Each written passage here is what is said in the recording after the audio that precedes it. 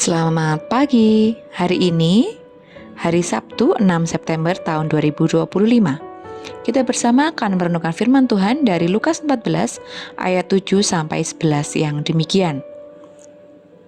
Lukas pasal 14 ayat 7 sampai 11. Demikianlah firman Tuhan. Karena Yesus melihat bahwa tamu-tamu berusaha menduduki tempat-tempat kehormatan, Ia mengatakan perumpamaan ini kepada mereka.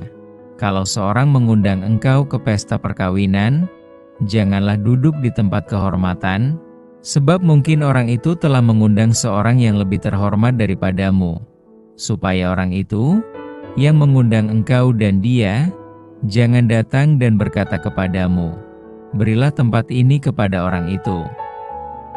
Lalu engkau dengan malu harus pergi duduk di tempat yang paling rendah. Tetapi apabila engkau diundang, pergilah duduk di tempat yang paling rendah. Mungkin tuan rumah akan datang dan berkata kepadamu, sahabat, silakan duduk di depan.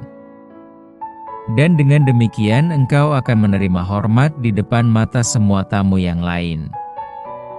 Sebab barang siapa meninggikan diri, ia akan direndahkan, dan barang siapa merendahkan diri, ia akan ditinggikan. Tema yang akan kita renungkan adalah tahu diri. Tahu diri berarti sadar keberadaan diri sendiri di tengah relasi dengan sesama.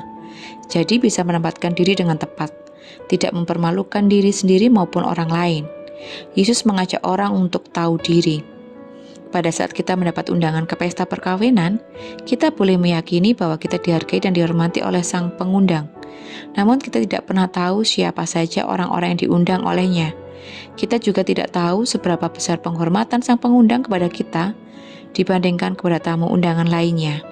Jadi jangan sampai kita menempatkan diri sendiri di tempat terhormat tanpa dipersilakan oleh sang pengundang.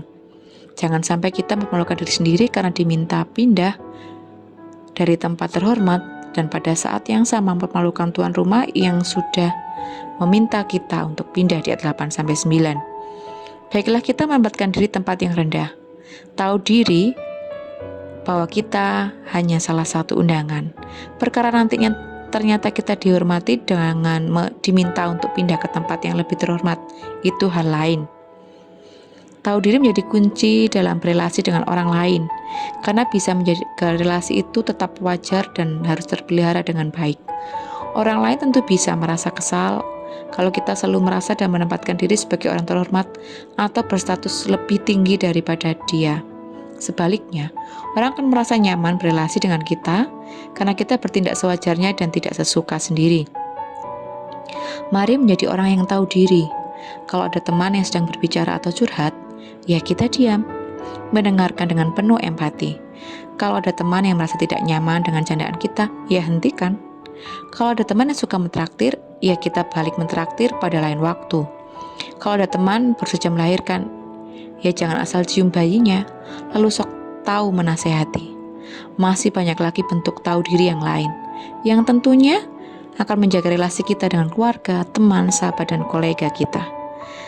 Indahnya tahu diri, indahnya relasi yang terpelihara dengan sangat baik. Mari bersama kita berdoa.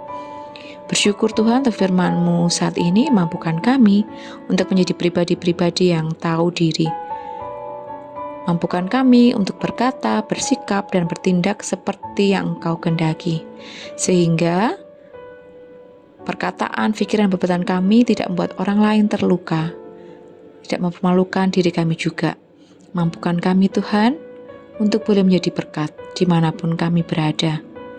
Jikalau kami melakukan kesalahan, kami rindu Tuhan Engkau boleh menegur kami, dan mampukan kami untuk boleh dengan lembut hati bertobat dan tidak mengulangi segala kesalahan kami. Dengan segala keterbatasan ini Tuhan, kami mohon bimbingan-Mu dan penguatan dari-Mu untuk kami boleh bijaksana menempatkan diri kami dengan baik. Terima kasih Tuhan, di dalam nama-Mu kami berdoa dan mengucap syukur. Haleluya, amin. Selamat beraktivitas, Tuhan Yesus memberkati.